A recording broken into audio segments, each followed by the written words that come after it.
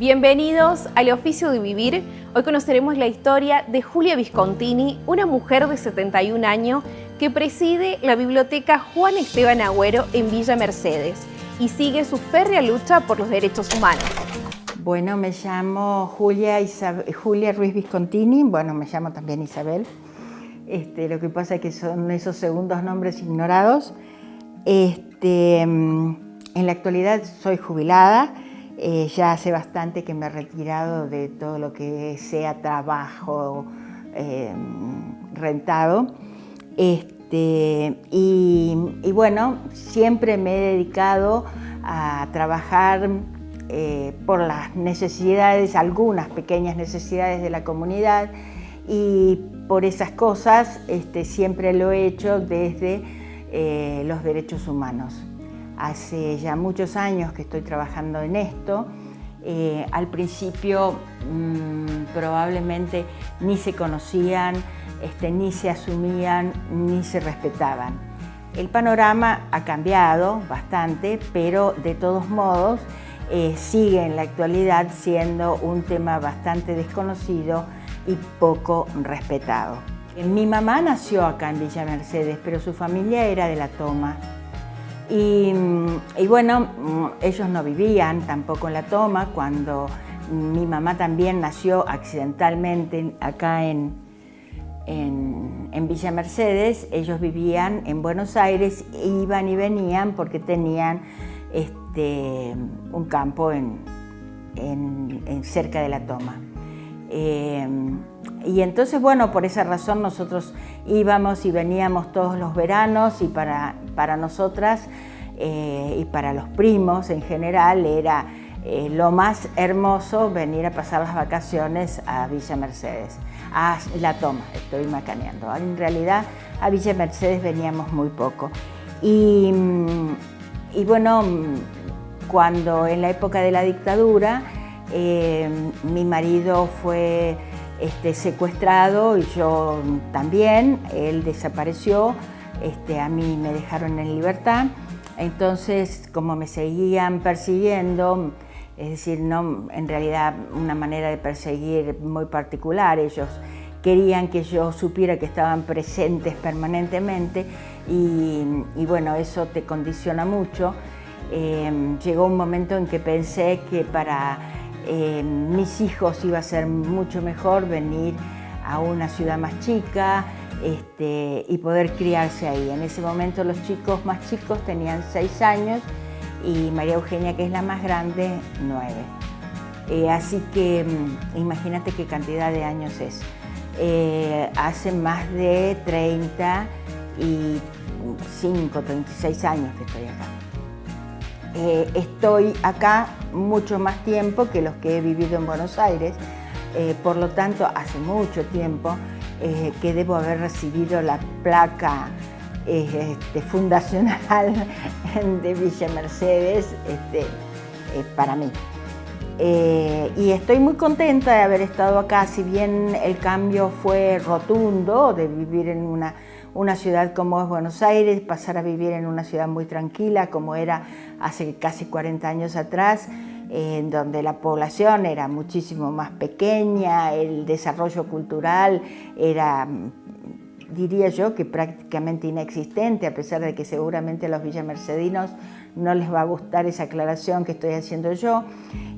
Ahora esto se ha convertido en una ciudad que tiene una fisonomía totalmente distinta y que otorga y da a todos sus habitantes una entidad cultural, social totalmente diferente. Entonces, tengo 5 hijos.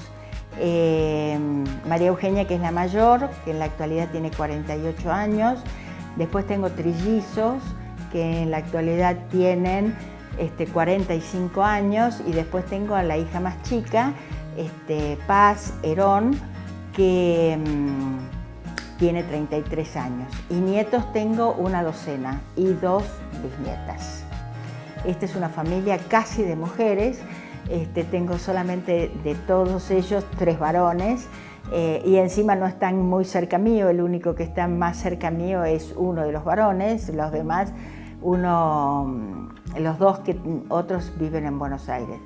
Y bueno, sí, es una familia grande, se transformó, viste, uno cuando empieza a vivir se imagina la vida con 1 o 2 hijos y yo de pronto tuve 3, entonces ¡boom!, viste, se disparó la cosa. En la época de la dictadura y cuando a mí me soltaron, me dieron la libertad después de haberme secuestrado, yo estuve secuestrada en la mansión Serem. Era tal la desesperación que yo tenía, porque primero que no podía salir porque no tenía con quién dejar tantos chicos. Y eran chiquitos, los trillizos tenían 1 año y 4 meses. Que en el momento que salía para tratar de presentar algo o de ir a algún lugar y de preguntar a ver si sabían algo, y que vos caminabas por la calle y te dabas cuenta que era un mundo que te absorbía, que te comía y que vos no encontrabas respuestas por ningún lado. Y era desesperante la situación. Y yo pensaba, pero si alguien me pudiera orientar, si alguien me pudiera decir qué hacer, cómo hacer, dónde ir. De todos modos, nunca encontré a nadie, ¿no? No porque no hubiera en ese momento organizaciones que se dedicaran, sino porque yo realmente tenía muy poco tiempo y bueno, en aquel momento estaba todo prohibido, todo era secreto y para llegar a uno de esos lugares había que estar en la calle o relacionarse y yo no podía hacerlo. Y después con el tiempo, bueno, uno va adquiriendo más conocimientos, más relaciones y ahí fue cuando empecé a darme cuenta que todo lo que yo sabía y todo lo que la experiencia que había adquirido la tenía que volcar en la gente que la necesitara. Y así empecé. Cuando vine para acá me di cuenta, viste, que bueno, ya la situación era totalmente distinta. Ya había pasado la guerra de Malvinas, ya estaba un gobierno democrático, el gobierno del doctor Alfonsín, entonces la situación era distinta, pero no demasiado, es decir, distinta porque no estaban los militares al frente, pero el agobio, la persecución todavía se sentía. Yo me acuerdo que en aquella época, después que subió Alfonsín, yo contaba lo que a mí me había pasado porque creía que no había demasiadas cosas para ocultar y toda la gente que me conocía me hacía que me callara, ¿viste? ¿Qué podía pasar más adelante? Mira si recoge esto algún militar y te vuelven a secuestrar. O sea que por ahí yo no sentí tanto porque soy muy desinhibida y porque en alguna medida yo creo que no hice cosas que estuvieran en contra del crecimiento de la sociedad, en contra de la gente, de las necesidades. Pero bueno, la otra gente, el resto de los conocidos, que no se involucraban en las problemáticas sociales, y bueno, lo veían, viste, como cosas raras, como cosas que podían traer consecuencias graves.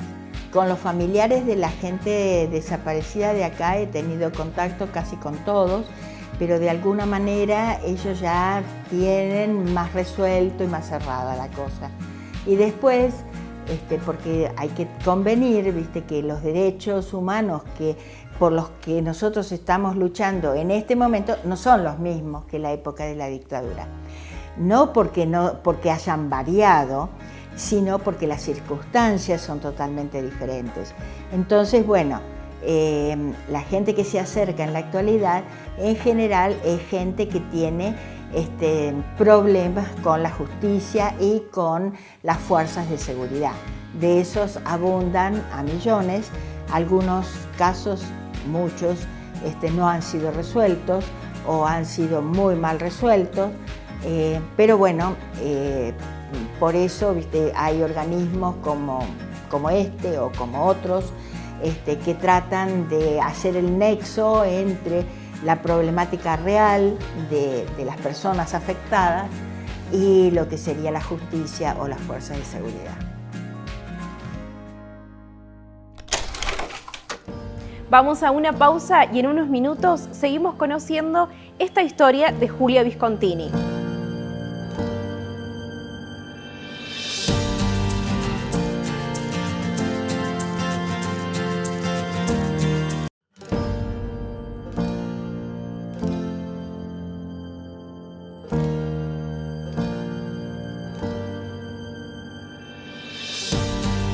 Julia sufrió en carne propia el terrorismo de Estado y fue detenida en un centro clandestino en 1977. Seguimos conociendo esta historia de perseverancia. A mí me costó muchísimo como mujer desde el vamos, desde que empecé mi vida laboral. Yo empecé a trabajar a los 19 años y a los 19 años, al tiempo, me presenté en un concurso en la Cancillería porque yo formaba parte del cuerpo diplomático, que lo gané por concurso. Y claro, eran todos hombres los que se presentaban incluso para dar examen, y yo creo que era la única o había otra mujer más.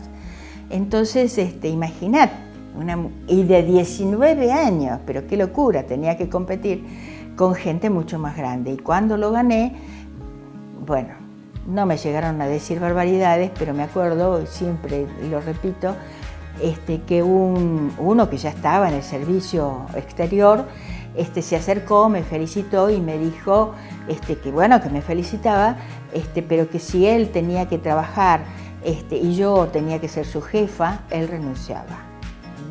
Queriéndome decir con esto que jamás iba a aceptar, las directivas de una mujer y encima joven. Y yo me quedé así helada porque era la primera época en que las mujeres, ya había habido mujeres que se manifestaban y que enfrentaban a la sociedad machista en la que vivíamos. Acá, por ejemplo, sin ir más lejos, Delia Lanteri, que fue la primera médica que nosotros tuvimos.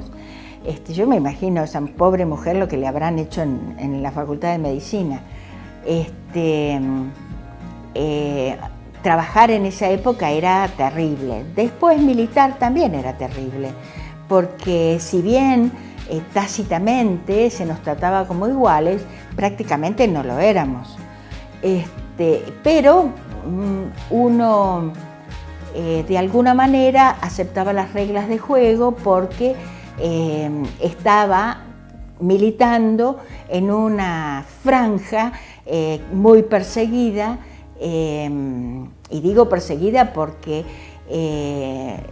los peronistas fuimos proscriptos después del golpe, después de la Revolución del 55. Entonces, bueno, había cosas más importantes o cosas, porque la libertad de las mujeres y la igualdad de las mujeres es tan importante o más que cualquier otra cosa. Pero en ese momento tal vez no lo veíamos como tal y bueno, seguíamos trabajando, seguíamos luchando, seguíamos haciendo cosas, olvidándonos un poco que no nos pisoteaban demasiado, pero sí lo hacían. Hacer un documento y que estuviera escrito por alguna de nosotros, no sé si tenía la fuerza y la validez de los compañeros que hacían documentos y que circulaban por todas las organizaciones políticas de ese momento.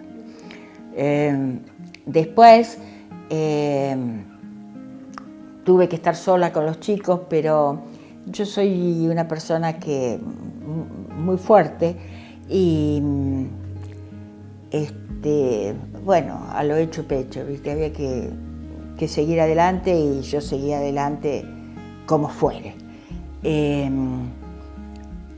Por supuesto que tenía momentos en los que caía y mucho, pero en general no, en general traté de criar a mis hijos no alejados de la realidad, pero en ese momento tampoco se los podía involucrar demasiado en cuanto a la historia real, pero darles una vida tranquila, serena, que fueran alegres, que pudieran ir al colegio, que pudieran incorporarse. Muchos años después me enteré, viste, que para ellos era terrible no saber dónde estaba su papá ni qué había sido, y entonces cada uno de ellos inventaba una cosa diferente, porque cuando yo tampoco les podía decir a los chicos qué había pasado con su papá. Y entonces cuando ellos me preguntaban algo, yo les decía que yo no sabía, porque la verdad era esa, yo tampoco lo sabía, me lo imaginaba, pero no le iba a transmitir esas imaginaciones a mis hijos. Entonces una decía que era un accidente, la otra decía que los varones sobre todo, que se habían agarrado a las trompadas, qué sé yo, viste, producto de vaya a saber qué cosas que escuchaban, y repetían de acuerdo a su imaginación y a sus vivencias de niños chicos, ¿no? Yo empecé a reconstruir la historia porque la tenía que reconstruir. Me dolía horrores porque además de eso tenía que viajar de acá a Buenos Aires y a encontrarme con personas, ¿viste? Por ahí me llamaban por teléfono y me decían, viste que fulana declaró y dijo que lo había visto a Kenny. Y bueno, tenía que ir a Buenos Aires, buscar a esa persona. Me negaba yo, porque a veces tenía hasta el teléfono y todo, y a último momento no me encontraba con ellos. Hasta que al final terminé de reconstruir toda la historia. Yo, viste, a todas las instancias que hubo, desde la CONADEP hasta los juicios, en todos los que existieron, yo me presenté, y si no me llamaban también, viste, me presentaba, iba, viste, porque creo que hay que encontrar la verdad a costa de lo que sea. Creo que te dije recién que no se puede construir una sociedad sino sobre una base sólida de verdad y de justicia. Entonces, por lo tanto, soy yo la que también tengo que estar proporcionando memoria para que se pueda llegar a la verdad y se pueda lograr la justicia.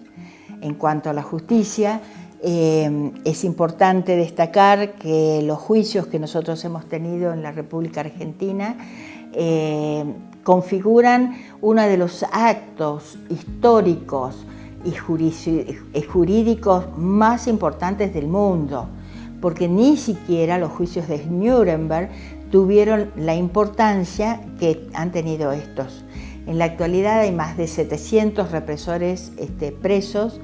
Se ha juzgado a muchísima gente, no tengo la cifra exacta. Se ha hecho con ellos lo que ellos deberían haber hecho con los que desaparecieron. Y eso sienta una base y un precedente muy importante, no solamente para la Argentina, que ha sabido buscar y encontrar justicia. Falta muchísimo más. De hecho, todavía faltan 400 bebés que no han sido restituidos a sus familias de origen, pero el camino está muy bien tomado, bastante consolidado, y eso es importante. Mi suegro consiguió un préstamo y entonces bueno, había que pagar el préstamo, pero ese fue el dinero que yo les entregué a los que me habían secuestrado. Muchos años después hicieron un juicio en donde estaba considerado también la gente de la Mansión Seré, y yo me encontré con uno de ellos. Una situación tan terrible, no te imaginas. Empezás a temblar, y yo lo tenía lejísimo. Y el hombre se dio cuenta perfectamente bien quién era yo, porque en un momento dado yo dije, acá está uno de mis secuestradores, y me doy vuelta y hago así, el tipo ya estaba parado. En donde tuve la total certeza de que era él, porque se paró. no, ¿viste? Habían pasado muchos años, la gente cambia un montón. Yo nunca quise, cuando me mostraban carpetas con las caras de toda esta gente, vos dudás, ante tantísimas fotos dudás, y bueno, y lo que yo les decía es que yo no iba a señalar a cualquiera porque pensara que era más o menos parecido, porque eso significaba actuar de la misma forma malintencionada que habían tenido ellos, y que yo no pensaba hacer lo mismo con nadie, así fuera el peor de los delincuentes que me ponían enfrente. Pero bueno, con este hombre tuve la total certeza que era él, ya te digo, porque cuando yo hice así, quise marcar con el dedo, él ya estaba parado.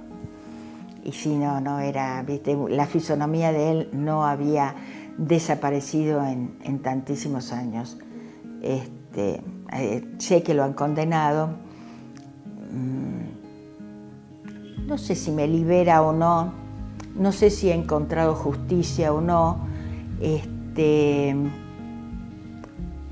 pero sé que esos juicios eran necesarios, porque en general la justicia tiene que reclamarse hasta sus últimas consecuencias. Si no, estamos viviendo en una sociedad absolutamente distorsionada, absolutamente enferma, y de la única manera que se corrijan las distorsiones y se solucione en parte la enfermedad social que padecemos es conociendo la verdad, que son siempre verdades parciales, ¿no? Porque no tenemos de ninguna manera la otra parte. Ellos tienen la parte que yo puedo contar, o que varios de los liberados pueden contar, pero la parte de los inculpados reales, de las víctimas que han desaparecido, el sistema los ha llevado a una especie de angelización, porque no se pueden defender, nadie los puede acusar, nadie nada, que tampoco es buena para la sociedad. Pero bueno, lo que sí sabemos es todo lo que ha hecho esta gente, y toda la manera de pisotear a la sociedad que han tenido, a la sociedad, a las instituciones. Eso es lo que a mí me parece más grave de todo, pisotear a la sociedad y a las instituciones. Julia Viscontini luchó por más de 15 años por los derechos humanos. Te invitamos a que te sumes el próximo lunes a las 21 horas para seguir conociendo esta historia de perseverancia.